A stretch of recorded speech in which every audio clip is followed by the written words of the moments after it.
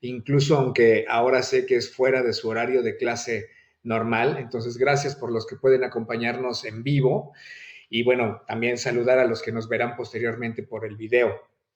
Yo me encuentro en la Ciudad de México y bueno, estoy muy contento de que Ilse me invite a compartir con ustedes un momentito sobre lo que yo me especializo, la práctica terapéutica que yo realizo, que es la terapia existencial fenomenológica. Y me da mucho gusto que Ilse pueda invitarme a esto, porque como ustedes saben, es muy poco conocida, se habla muy poco de la terapia existencial fenomenológica en la formación psicológica básica en el mundo, ¿eh? No crean que es algo que ocurre en Argentina, en el mundo. Eh, para empezar, por ejemplo, como se habla poco, también hay muchísimos mitos y muchísimas confusiones o muchísimas traslapaciones, digamos, entre diferentes enfoques que merecen ser considerados en su unicidad, es decir, en su originalidad particular. A mí me ocurre con frecuencia, por ejemplo, cuando voy a dar alguna charla a alguna universidad aquí en México, cuando los alumnos se enteran de que voy a dar una plática de terapia existencial fenomenológica, lo más que algunos dicen, ¿qué es eso? ¿Con qué se come? ¿De qué estás hablando? Nunca había oído de algo así. Y otros, los que de repente llegan a tener alguna idea, lo que de inmediato me dicen es, ah, claro, Víctor Frankl. Pero lo cierto es que Víctor Frankl, aunque es considerada un enfoque existencial, es otra cosa. No es terapia existencial fenomenológica, es otra cosa. Entonces, eh, pues gracias por este momento y ojalá que podamos aprovecharlo al máximo. Lo primero que a mí me gustaría decirles es que se utiliza terapia existencial de tres maneras diferentes. La gente lo usa de tres maneras diferentes.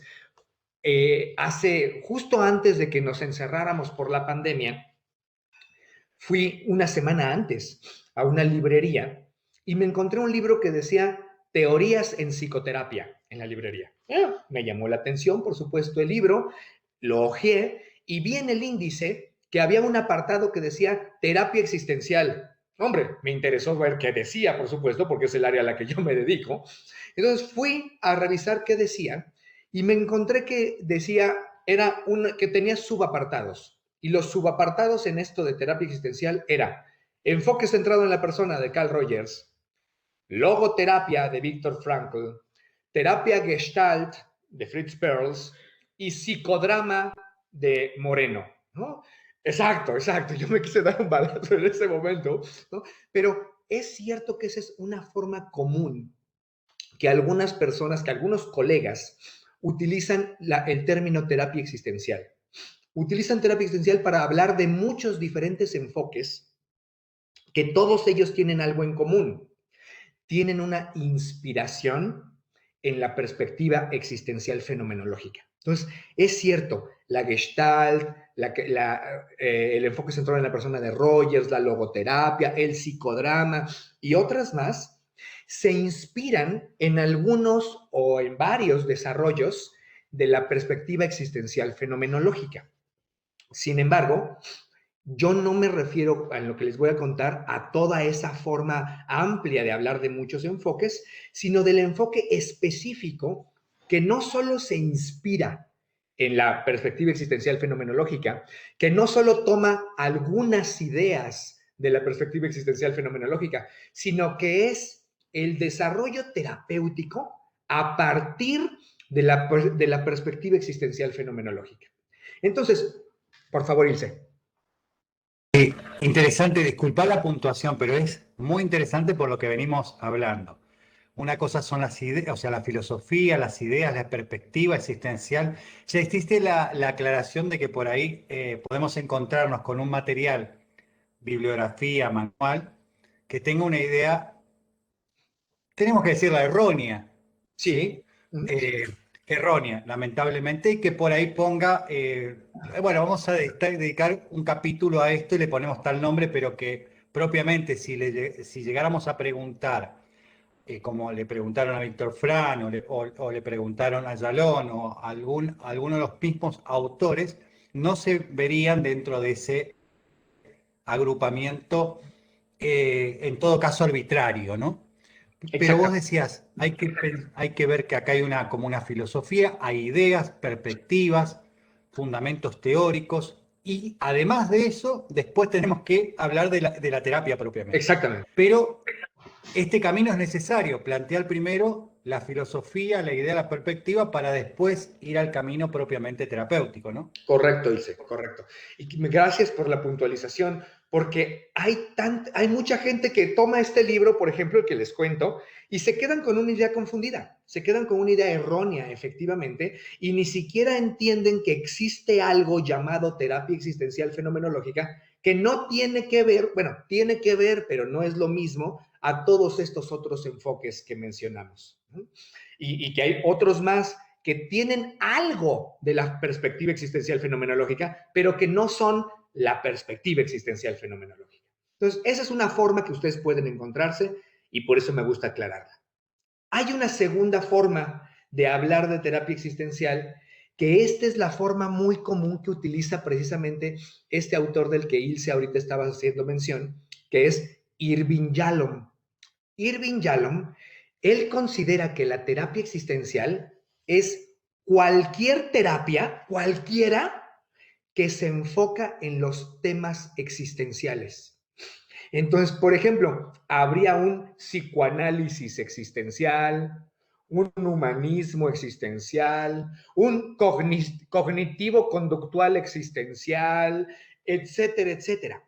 Para Yalom y para muchos otros, fíjense, lo que dice Yalom es, toda buena terapia debe ser existencial, toda buena terapia, independientemente de que sea psicoanalítica, de que sea gestáltica, de que sea cognitivo-conductual, de que sea transpersonal, de que sea sistémica, independientemente de cuál sea su orientación básica, si es buena terapia, tiene que ser existencial.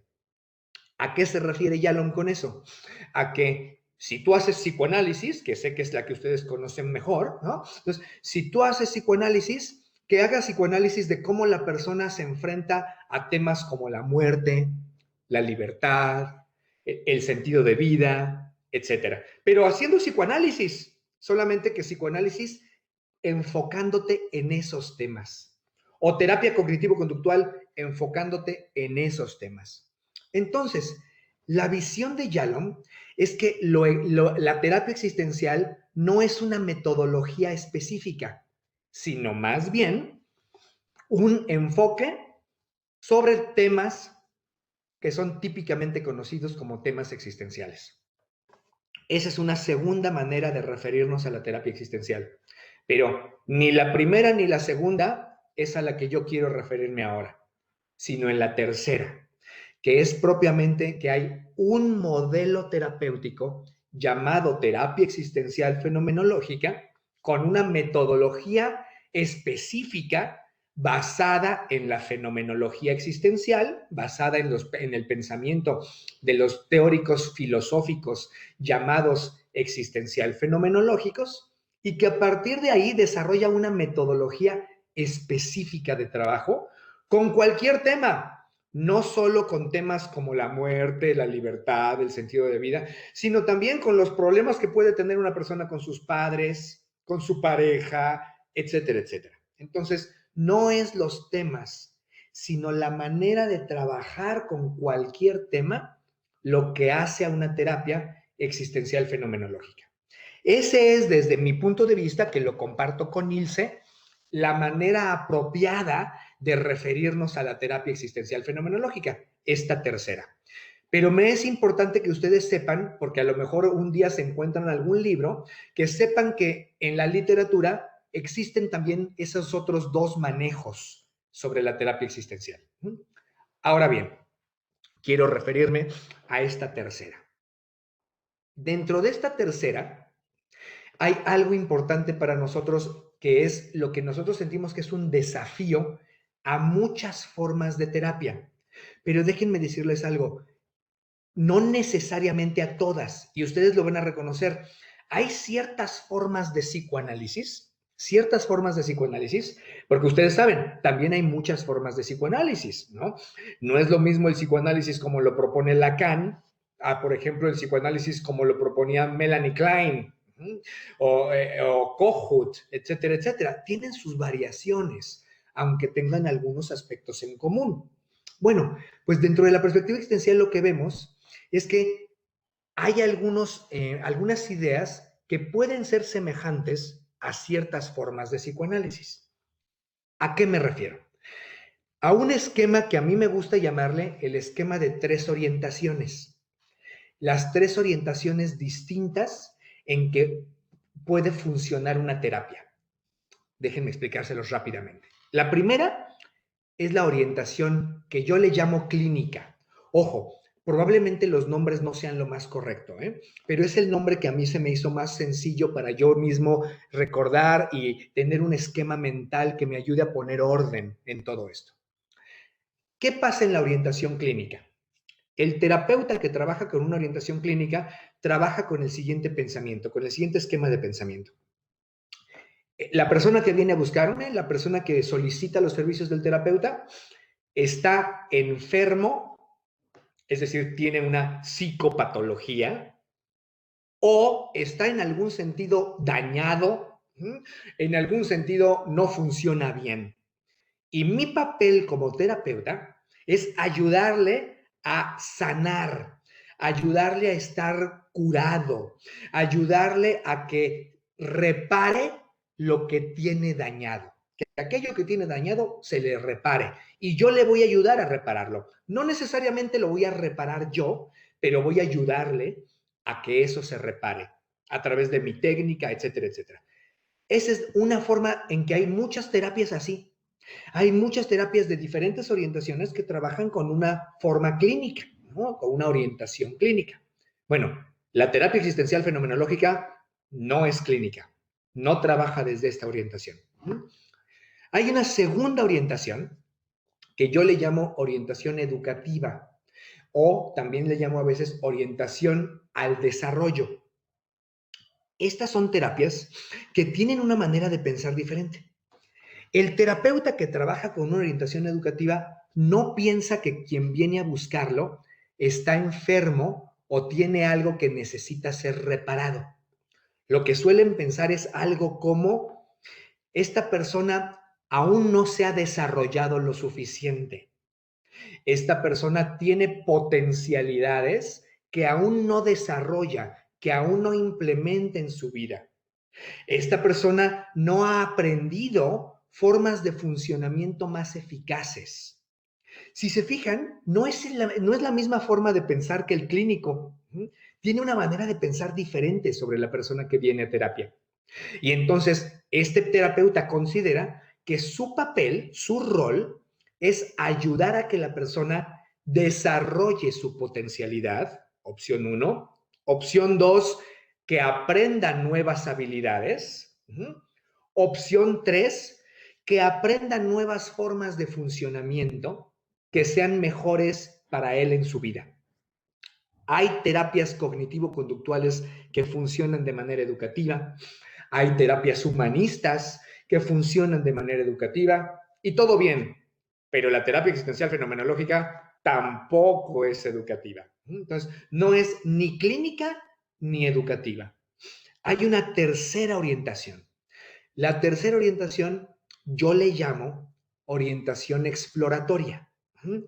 La orientación exploratoria consiste en que el terapeuta piensa distinto. Fíjense, el terapeuta piensa, la persona que viene a verme quizá está enfermo, quizá, no necesariamente se niega la patología, es quizá está enfermo, quizá tiene una patología. Es más, también quizá tiene potencialidades que no ha desarrollado, quizá, pero mi rol como terapeuta no es ni curarlo, ni quitarle la patología, ni ayudarlo a que desarrolle sus potencialidades. Ese no es mi rol. A lo mejor con el trabajo que hagamos juntos, si esta persona tiene algo que reparar, en una de esas lo repara. A lo mejor si la persona tiene una potencialidad por desarrollar, en una de esas la desarrolla, pero no es mi trabajo. Mi trabajo cuando yo soy de la orientación exploratoria es analizar es explorar, es describir, clarificar, para intentar acercarnos a la comprensión de quién es la persona, a la comprensión de cómo vive su vida, a la comprensión de cómo es su existencia, a la comprensión de cómo organiza su día a día, sus relaciones con el mundo, sus relaciones con los demás, sus relaciones consigo misma, etcétera, etcétera. Ajá. Y entonces la orientación exploratoria no tiene como objetivo que la persona cambie, tiene como objetivo que la persona se comprenda un poco mejor. Y esta es la orientación de la terapia existencial fenomenológica. Entonces, el terapeuta existencial fenomenológico decimos que tiene una terapia de mirada filosófica. Y decimos que es de mirada filosófica porque nos interesa acercarnos a la comprensión. Consideramos que la comprensión absoluta es imposible, que no podemos comprender nunca. Yo no me puedo comprender a mí mismo de manera total, absoluta, nunca. ¿Por qué? Porque con el paso de mi vida voy cambiando y quizá lo que comprendí hoy ya no es válido mañana. Mañana tengo que volver a comprender, etcétera, etcétera. Y por eso, fíjense que también a los terapeutas existencial fenomenológicos, como a ciertos terapeutas psicoanalíticos, nos gustan los procesos largos. Déjenme les cuento que yo actualmente tengo una paciente que lleva conmigo 15 años. 15 años de terapia una vez por semana. Nosotros trabajamos normalmente una vez por semana. Y desde hace 15 años viene conmigo. El otro día estábamos bromeando de que, sin contar a su padre, yo soy la relación más larga que ha tenido con un hombre. Porque, pues, a lo largo de estos 15 años, ya hablamos de su esposo. Ella llegó conmigo casada, ¿no?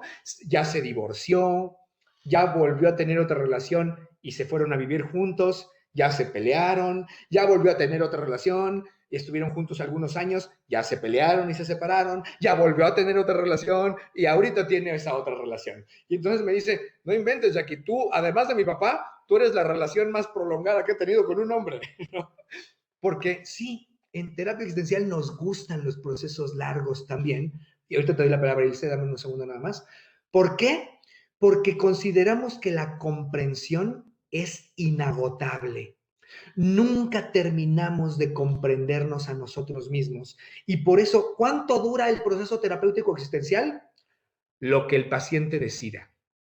El paciente se puede ir a los 3 meses, a los 3 años o a los 30 años, lo que la persona decida. Ilse, ibas a comentar algo. Sí, puntuaciones que no quiero dejar pasar porque por ahí lo damos como obvio, como te decía, por ahí estamos iniciándonos en un nuevo lenguaje, en una nueva forma de conceptualización. Vos dejaste entrever como obvio, pero lo quiero retomar, cae la palabra clínica y por otro lado cae la palabra, hablas de terapia. Me Sí, parece que no, por un lado no es casual que hables de terapia existencial fenomenológica. Por otro sí, lado, esto que es importante, lo de orientación exploratoria y la idea de procesos. Y digo en plural porque a la vez vos hablaste algo de una cierta horizontalidad porque dijiste juntos. No sí. dijiste yo o él, sino juntos en el rol. Y por otro lado, otra puntuación es, no dijiste entender ni ayudar, dijiste comprender. Entonces, me parece que son por ahí palabras, proceso, orientación exploratoria, juntos, terapia, comprensión como muy importantes, ¿no? Gracias, Ilse. Te lo agradezco porque efectivamente, fíjense, Ilse me está haciendo un gran favor ahora. Como yo trabajo con este modelo, me parecen demasiado obvias ciertos aspectos y entonces me los brinco muy fácilmente. Entonces te agradezco mucho, Ilse, que me ayudes a puntualizarlos. Entonces, lo primero que quiero decir aquí para ir puntualizando algunas de estas ideas es que, entonces, la perspectiva existencial fenomenológica es exploratoria, primero. No es clínica, es decir, no le interesa la reparación, no es educativa, no le interesa que la persona aprenda. ¿Qué le interesa? La comprensión.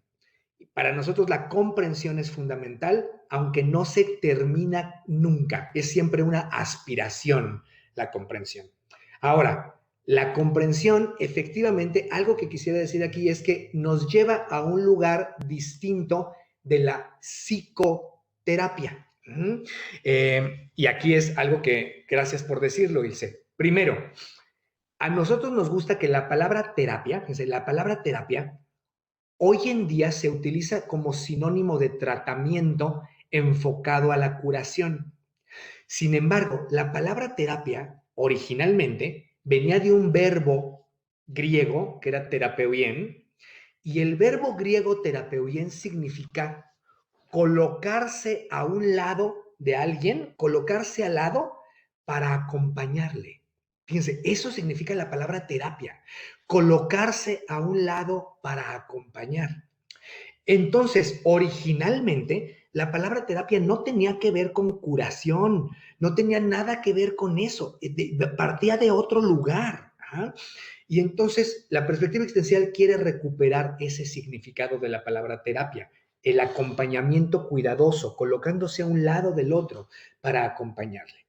Ahora, por eso es que hablamos más de terapia que de clínica. Para nosotros la terapia y la clínica son dos tradiciones diferentes que se han unido y que sin duda tienen que mantenerse en comunicación, pero son dos tradiciones diferentes. El problema es que a veces se confunden y pensamos que son la misma, pero para la perspectiva existencial es muy claro que la clínica es una cosa y la terapia es otra. Entonces, para nosotros la terapia es eso, ese acompañamiento.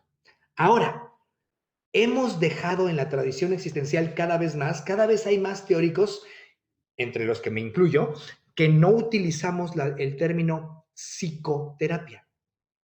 No utilizamos el término psicoterapia porque nos parece que queremos ir más allá de la psique. No queremos exclusivamente enfocarnos a aspectos psicológicos ni utilizar exclusivamente herramientas psicológicas, sino queremos ampliarnos a la existencia entera. Es decir, poder también analizar, describir, clarificar, tratar de comprender, por ejemplo, la experiencia física de la persona que tenemos, que viene a nosotros. Entonces, no solo la psique, sino también el cuerpo.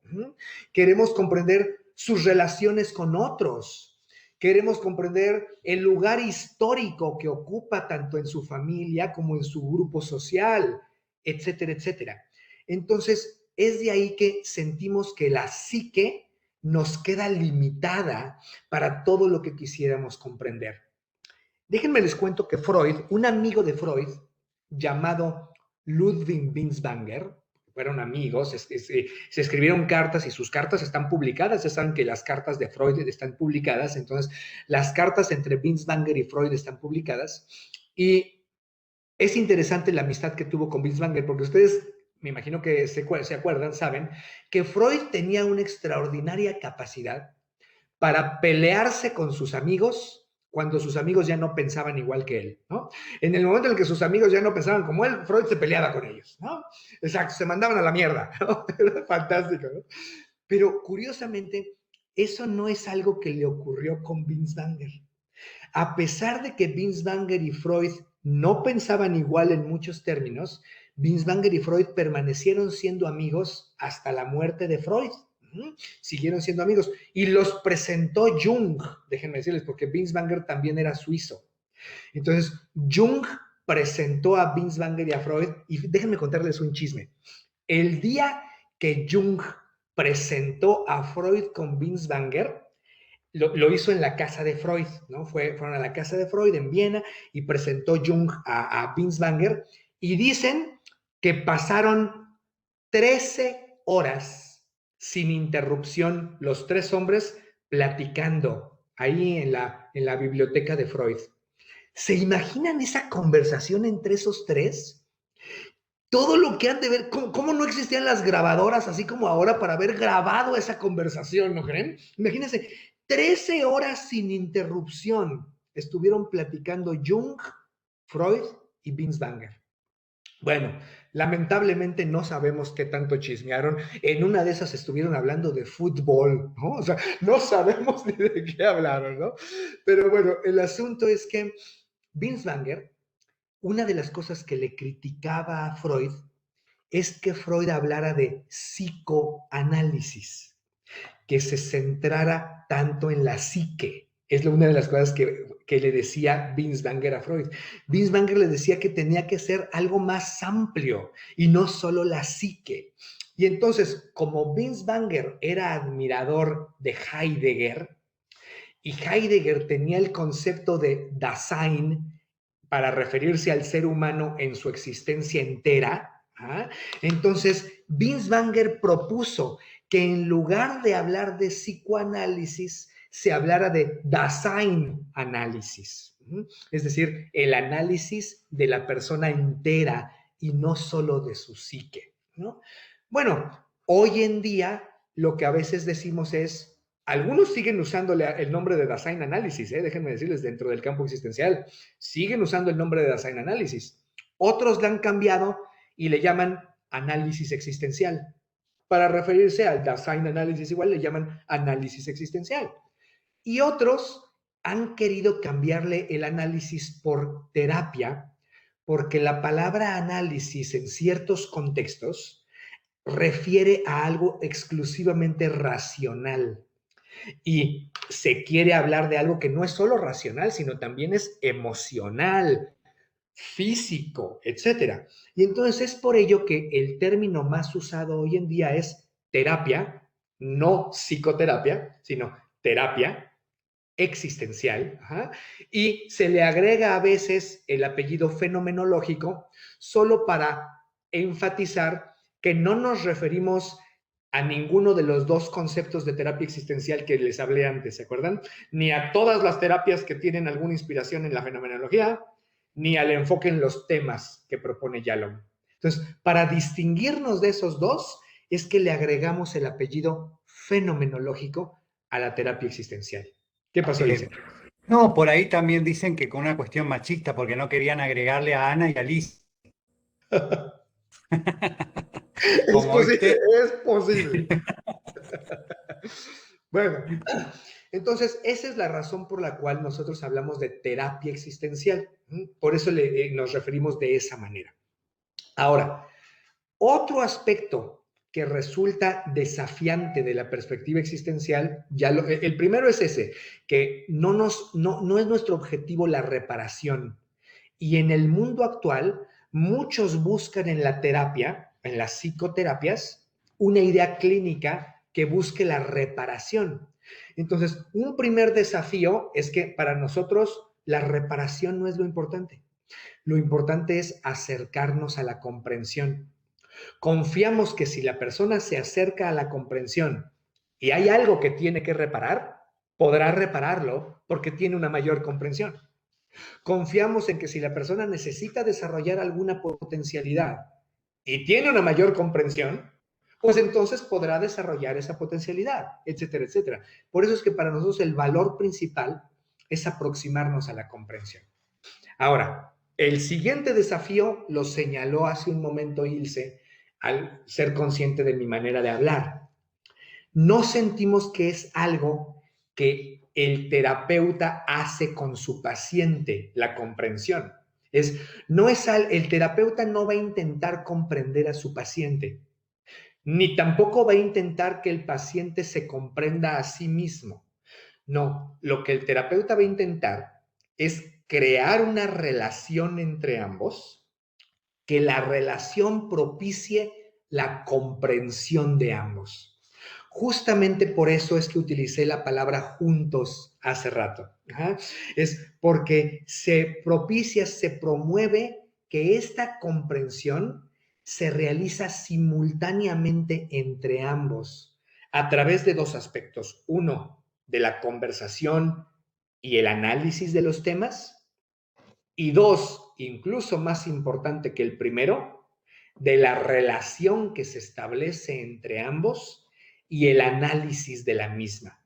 Fíjense, esto es algo que también se parece a ciertas formas de psicoanálisis que ponen mucho énfasis en lo que le llaman la transferencia y contratransferencia. Solo que para nosotros no entendemos la relación exclusivamente en términos transferenciales. Dentro de la perspectiva existencial tenemos la creencia, podemos estar equivocados, pero tenemos la creencia que no todos los fenómenos relacionales son transferenciales, que hay muchos fenómenos relacionales que son reales de la relación actual, de la relación presente y no únicamente transferenciales o referidos a relaciones del pasado. Entonces, por eso es que no hablamos tanto en términos de transferencia y contratransferencia, sino meramente en términos de la relación terapéutica. Pero no negamos que efectivamente a veces en las relaciones nos conectamos con esquemas relacionales o con expectativas relacionales que provienen de nuestras relaciones primarias, por supuesto, pero no creemos que esa sea la única alternativa o la única posibilidad. Entonces, es por ello que hablamos solo de relación. Hay una frase que a mí me dijo un maestro cuando yo estaba estudiando psicología. Un maestro nos dijo esa frase y yo la apunté en mi cuaderno, ¿no? Y me la aprendí porque fue una frase muy impactante que él dijo que era de Erich Fromm. Ustedes saben, un psicoanalista, ¿no? Un psicoanalista que coqueteaba con la perspectiva existencial, que coqueteaba con la perspectiva humanista, etcétera, etcétera, ¿no? Entonces, bueno, Erich Fromm dijo una frase que yo le voy a completar. Ahorita les voy a decir primero cómo la digo yo hoy y luego les digo cómo era la frase de Fromm, ¿no? Porque a mí me gusta, como igual que a Ilse, puntualizar algunos detalles. Entonces, la frase es la siguiente. El paciente no busca una solución. La búsqueda de solución es solo el pretexto. Lo que el paciente busca es una relación como quizá no ha tenido nunca. Y por una relación nos referimos a una relación con el mundo, o una relación con los demás, o una relación consigo mismo, como no ha tenido nunca, a través de la relación terapéutica. Bueno, a mí me parece, ese es casi un himno dentro de la perspectiva existencial fenomenológica. Creemos mucho en esa frase. La frase de Fromm era mucho más simple. La frase de Fromm era, el paciente no busca una solución, lo que busca es una relación. Punto. ¿No? Esa era la frase de Fromm. Pero, exacto, muy cortita y yo creo que hay que puntualizar bien la frase para entenderla bien, entender toda su riqueza, ¿no? Entonces, por eso yo le agrego todo esto extra a la frase, pero esa es la idea un poco. Y es una idea muy presente en el pensamiento existencial, muy presente. Otra idea muy presente en el pensamiento existencial que puede ser también desafiante es algo que surge directamente de la fenomenología. En la fenomenología, lo que nos interesa es la experiencia que la persona vive, siente, experimenta, valga la redundancia. Es la experiencia lo que más nos interesa.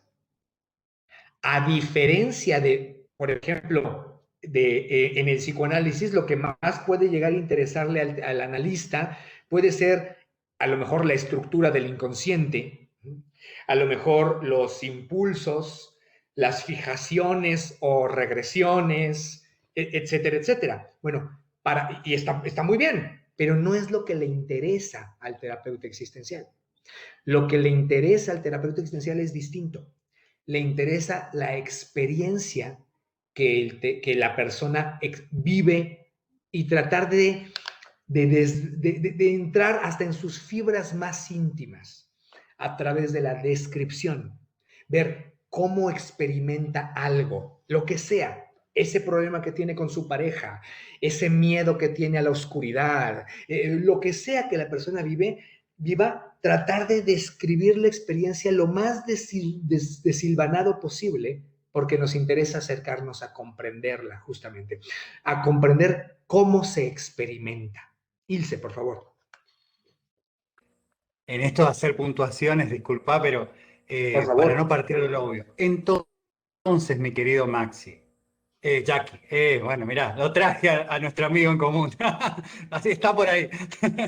Entonces, Jackie, podría ser, no sé, pregunto, ¿no? Desde la ignorancia, que pueda existir una terapia que sea existencial pero no fenomenológica, y podría existir una terapia fenomenológica que no sea existencial, y también tenemos entonces la posibilidad de una terapia existencial fenomenológica. Ajá. Bueno, sí hay una terapia existencial que no sea fenomenológica, ¿no? Porque aquí déjenme decirles esto, los que hacemos terapia existencial fenomenológica, si nos preguntan en el bar, así con unas chelas, así le decimos en México a la cerveza, ¿no? Con unas cervezas en el bar, así como entre cuates, a lo mejor les vamos a decir, ay, esos que se llaman terapeutas existenciales y no son fenomenológicos, no se deberían de llamar existenciales. No, tendrían que llamarse de otra manera, ¿no? No, porque la terapia existencial tendría que ser fenomenológica. Sí, entre cervezas y entre amigos, ¿no? Pero si estamos en un congreso, adoptamos una actitud distinta, ¿no? Nos ponemos un poco más formales y entonces en un congreso o en una clase diríamos, bueno, tienen derecho a ponerle terapia existencial también, ¿no? Tienen derecho. Y entonces Irving Yalom tiene derecho a llamarle terapia existencial a eso a lo que él le llame a terapia existencial. Tiene derecho que le llame como él quiera, ¿no? Y si él le quiere llamar terapia existencial, todo bien, que le llame terapia existencial. Solo que entonces sí, hay una terapia existencial no muy fenomenológica que digamos. ¿Me explico? Sí las hay a partir de el intento de respeto de eso. Pero como ya estamos cuando ya estamos en las cervezas, como que ese respeto ya no nos importa tanto, ¿no? Y entonces ahí sí nos atrevemos a decir, no, eso no debería de llamarse terapia existencial, ¿no? Pero entonces, pues sí, sí la hay una terapia existencial no fenomenológica. Terapia fenomenológica no existencial, han habido intentos. Han habido intentos de desarrollos de una terapia que sea muy fenomenológica, pero que no parta de una fenomenología existencial, porque déjenme decirles, hay varios tipos de fenomenologías. Existe una fenomenología existencial, existe una fenomenología hermenéutica, existe una fenomenología trascendental, etcétera. Entonces, han habido intentos de hacer una terapia exclusivamente fenomenológica, pero que no sea existencial. Han habido intentos, sí, pero no han fructificado mucho, no han crecido mucho, por un lado. Y por otro, terapias como la terapia gestáltica, como el enfoque centrado en la persona de Rogers, ellos se llaman a sí mismos que hacen fenomenología. Entonces, y si los observamos, habría que decir que tienen razón, sí hacen fenomenología, no se comprometen con la fenomenología como la terapia existencial fenomenológica se compromete con la fenomenología. Pero es cierto que los rogerianos, los gestaltistas, en su práctica terapéutica hacen aspectos fenomenológicos, es cierto. Entonces, en ese sentido tendríamos que decir, hay terapias que son fenomenológicas porque recurren a la fenomenología, pero que no son existenciales. Tendríamos que decir que sí a ambas respuestas. Hay algo que es importante que ustedes sepan ahorita que están estudiando psicología. A veces quisiéramos que por claridad conceptual las cosas estuvieran muy claritas separadas, pero lo van a ir viendo con cada vez más.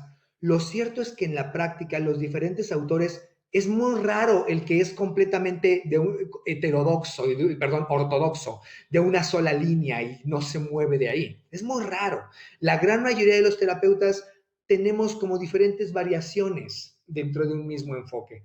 Y esas variaciones es lo que hacen a nuestra ciencia, a nuestro conocimiento tan rico y tan maravilloso, y que podamos aprender mucho unos de otros por esas variaciones. Entonces, no son una mala noticia las variaciones, pero cuando estamos empezando, pueden confundirnos. Entonces, tengan paciencia con todas esas variaciones que se van a ir encontrando.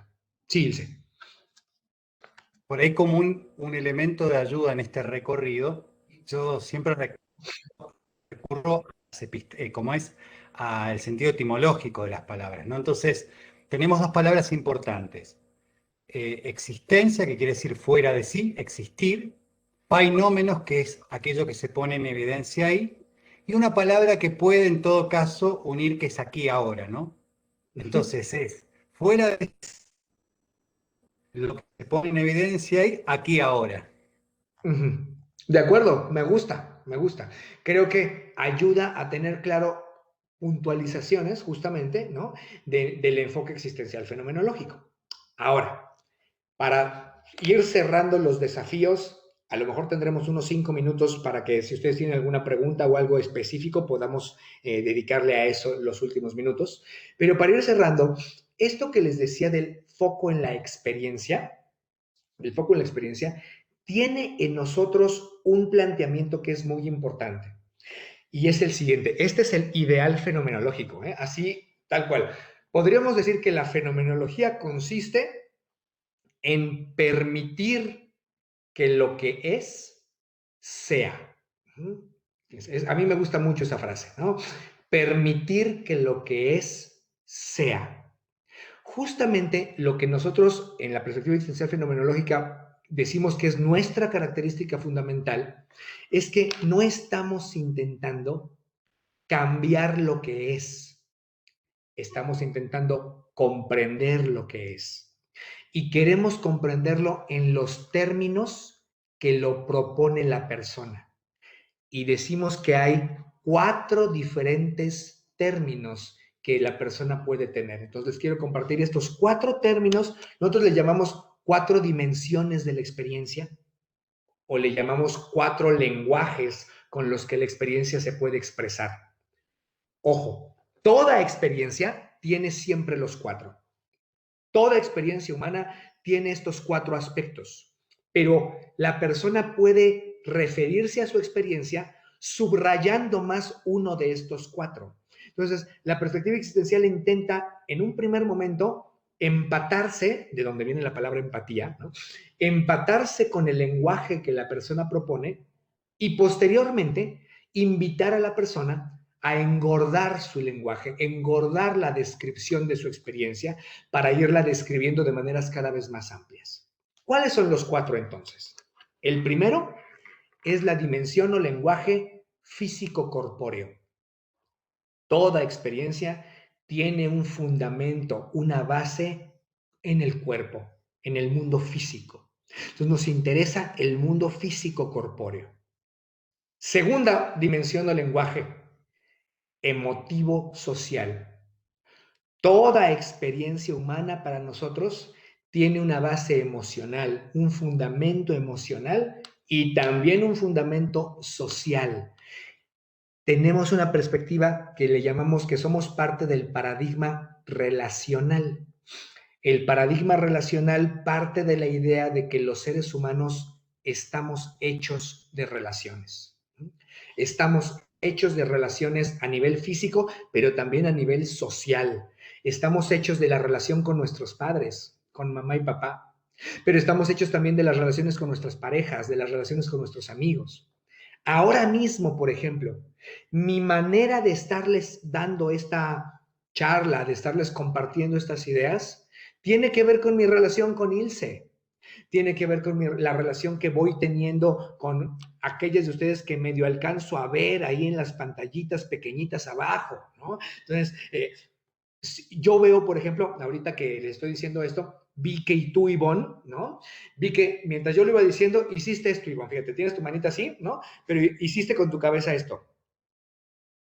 O sea, asentiste con tu cabeza. El que Ivonne asiente con su cabeza, a mí me anima a seguir, ¿me explico? Me anima a continuar.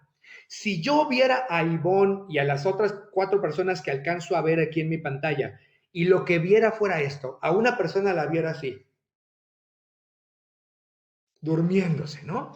A otra persona la viera así, no la oigo, pero la viera platicando con quién sabe quién, ¿no? Y a las otras 2 personas, esta es la que más miedo me da, ¿no? A las otras 2 personas las viera así. ¿Ah? Si viera ese tipo de expresiones, mi experiencia ahorita no sería la misma que tengo. Es la experiencia que tengo de compartirles esto es agradable, me siento muy cómodo con ustedes. Repito, gracias a la relación que tengo con Ilse, gracias a que veo a Ivonne hacerle así, gracias a que veo a las otras personas sonreír, ¿no? A hacer algunas expresiones que siento que van conmigo, que me van siguiendo. A eso me refiero con que estamos hechos de relaciones, a que todo lo que nos ocurre a cada momento es una relación. Y eso es parte del segundo, del segundo dimensión o el segundo lenguaje, ¿de acuerdo? Emotivo social. Tercer lenguaje, racional lógico.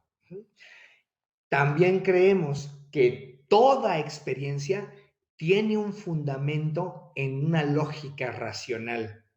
Aún las experiencias esquizoides o llamadas esquizoides tienen una lógica, y en eso un terapeuta existencial que se hizo muy famoso en los años 70 y 80, ya murió, llamado Ronald Lange. Ronald Lange, él era experto en eso, ¿saben? Hay algunas entrevistas que pueden ver luego en YouTube de él, incluso hay una trabajando con una mujer que había sido diagnosticada de esquizofrénica. Y lo que es interesante en lo que hace Lange es que Lange era muy hábil para captar la lógica en la conversación con estas personas que según la medicina no tienen lógica, están fuera de la lógica. Y Lange era experto en entender que no, incluso el lenguaje más delirante tiene una lógica. Lo que necesitamos es entender su lógica. Entonces, toda experiencia tiene una lógica. Sí, sí. Ya que lo nombraste, me acuerdo. Ellos lo habrán estudiado cuando dieron antipsiquiatría, ¿no? Ah, claro. Los chicos, en psicopatología. Pero me acuerdo una anécdota. Había un paciente, cuando él va a visitar, había un paciente de un psiquiátrico que le encantaba empastar con su defecación las paredes. ¿Sí? No sé si te acordás de esa anécdota. Entonces, o sea, todos obviamente que, viste, estaban podridos porque para Mar era una cochinada, digamos, imagínense. Y en un momento determinado pasa este hombrecito, Laim, se queda mirando la obra de arte que estaba haciendo, ¿no? Este, se conecta, logra conectarse visualmente. Cuando logra conectar y siente que se conectó, le dice, ¿no probó con pintura?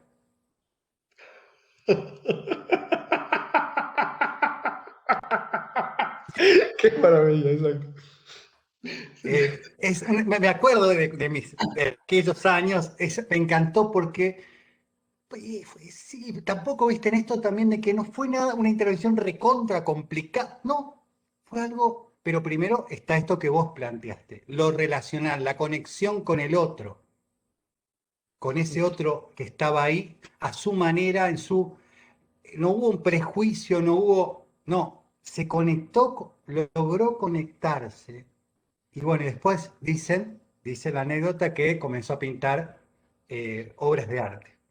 Ah, interesante, claro. Interesante. Gracias por la anécdota, es hermosa la anécdota. Bueno, esa es la capacidad que tenía Lange. Tenía una capacidad impactante de conectarse con la lógica de aquellos con los que hablaba. Bueno, la perspectiva existencial considera, esa es la tercera dimensión o tercer lenguaje, que toda experiencia humana tiene siempre una base, un fundamento lógico-racional. Y vámonos con el cuarto. La cuarta dimensión del lenguaje es el lenguaje simbólico metafórico. También, toda experiencia tiene un fundamento simbólico y metafórico. Y que podemos entonces entrar, a veces podemos describir nuestra experiencia subrayando más alguno de estos aspectos, y la labor del terapeuta existencial es empatarse con ese aspecto y a partir de ese aspecto ir poco a poco invitando a la persona a que engorde su descripción, a que amplíe su descripción para ir profundizando en la comprensión de su experiencia. Evidentemente, pues bueno, esto es a grandes rasgos, porque como todo modelo psicológico, como todo modelo terapéutico, pues necesitaríamos años para comprenderlo, ¿verdad? Pero para que se den una idea a grandes rasgos de cómo es el asunto y que, a ver, Ángel, si algún día nos tomamos unos mates juntos, estaría buenísimo, por supuesto, ¿no? El asunto es que, bueno, nos quedan muy pocos minutitos porque yo tengo una junta en unos minutos, pero me gustaría, antes de despedirnos, saber si ustedes tienen alguna pregunta, algo que les gustaría puntualizar antes de que nos despidamos el día de hoy, que les agradezca esta oportunidad. Por favor, adelante. Hola, buenas tardes. No me quedó claro por qué la comprensión de esta relación no implica la comprensión de sí mismo, de uno mismo. ¿Puedes repetir por qué una implica la otra o por qué una no implica la otra? No entendí. Me hizo escucharlo a usted que decía que no implica la comprensión de sí mismo. No, perdóname, a lo mejor lo dije mal. Es justo al revés. Es la comprensión incluye la comprensión en 3 niveles, decimos, de nuestra relación con el mundo, porque te acuerdas que dijimos que somos relaciones. Entonces, Sí. si yo soy relaciones, lo voy a poner en términos relacionales. La comprensión de mi relación con el mundo, 1. La comprensión de mi relación con los demás, 2, porque el mundo no necesariamente es los demás, es mi relación con la comida, por ejemplo, ¿no? Sí. O mi relación con los demás personas, y tercero, mi relación conmigo mismo. Y estos 3 niveles se separan didácticamente. O sea, didácticamente necesitamos mencionar los 3 como separados. Pero hay algo que me gusta mucho de tu pregunta. En tu pregunta está la intuición de que no podemos separarlos, por supuesto. La comprensión del mundo, la comprensión... No, por eso me pareció raro y traté como de procesarlo, pero no me cerraba. Claro, no. Gracias por aclararlo. Probablemente lo dije mal o hubo alguna medio pausa en ese momento en el internet y provocó algo, ¿me explico? Pero no, tienes razón. La comprensión de sí mismo es parte de... Se ve teóricamente como uno de estos 3 aspectos, pero consideramos también teóricamente que estos 3 aspectos, mundo, otros y sí mismo, están todo el tiempo interrelacionados, no pueden separarse el uno del otro. Entonces sí implica también la comprensión de la relación que tenemos con nosotros mismos. Sí. Muchas gracias. Gracias a ti. Ilse o alguien más quisiera hacer una pregunta más antes de despedirnos. ¿O Ilse, algo que te parezca importante que resaltemos antes de despedirnos? Sí, me gustaría... Quiero darle espacio a Luis o a otro para que Perfecto, te aprovechen. Sí, Jackie, buenas tardes. Soy Luis. Bueno, con respecto a lo que terminás de decir de la comprensión y esos 3 niveles, también dijiste que en la relación terapéutica, paciente-terapeuta, terapeuta-paciente, la comprensión es mutua. O sea que ambos vivencian esa exploración hacia la comprensión. ¿Es así? Sí, es correcto, Luis. Ajá. Bien. Es la experiencia del paciente, es el foco de la comprensión, pero la experiencia de la comprensión es algo que experimentan juntos.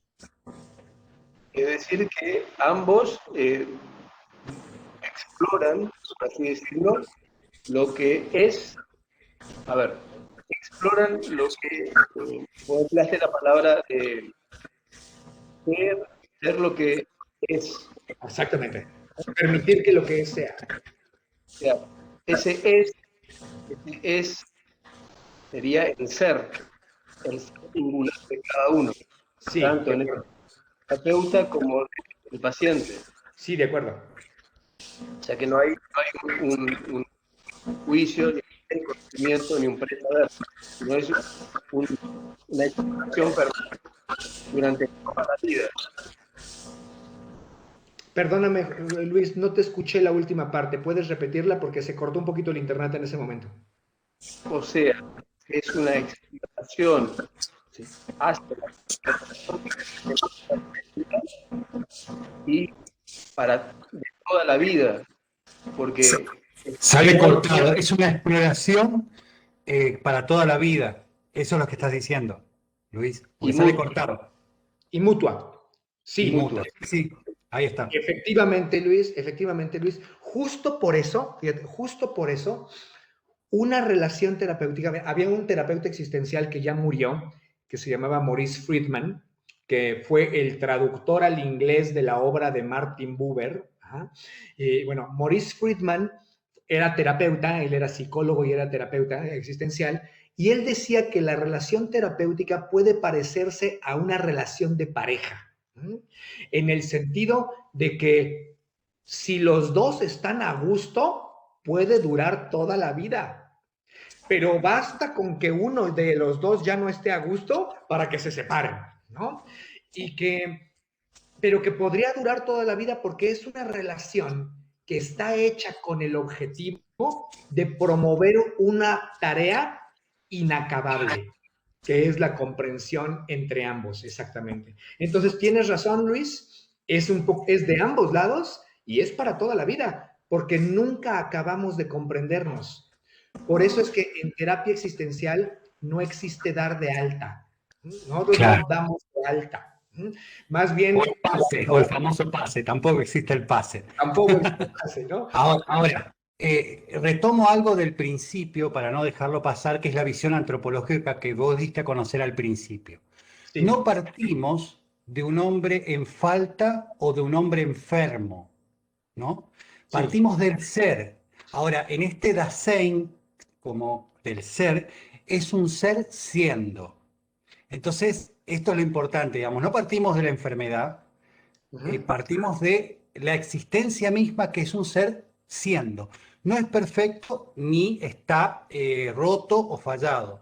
Está en movimiento, por eso también es proyecto. Y por eso el encuentro terapéutico sería el encuentro de dos existencias, de dos procesos humanos que tienen esta posibilidad de lo finito, pero no lo vemos como negativo, lo vemos como una posibilidad, con lo cual, como no somos perfectos ni estamos determinados, cada encuentro puede ser una novedad. Absolutamente. No puede ser, es una novedad. Perdón, tenés razón, es. Bueno, antes de despedirme, puedo decir algo rápido de la pregunta que hizo Ángel en el chat. Eh, Fíjate, Ángel, sí, nosotros diremos, sí existen actos irracionales. Lo que no existen son experiencias que no tengan algo de racional. La racionalidad no es un switch on-off o sí o no. Es más como un dimmer, como estos que encienden el foco paulatinamente, lo ponen más brillante o menos brillante. Entonces, la experiencia puede ser más o menos racional, pero siempre tiene algo de racional. Pero, ¿te acuerdas? Estamos hablando de la experiencia, no de los actos. Un acto reflejo, ¿no? Que me pegan y hago así. Un acto reflejo es un acto irracional, pero la experiencia de ese acto ya tiene algo de racional. Entonces, toda experiencia, ¿sabes? Que es donde ponemos el acento en la perspectiva existencial fenomenológica, en la experiencia.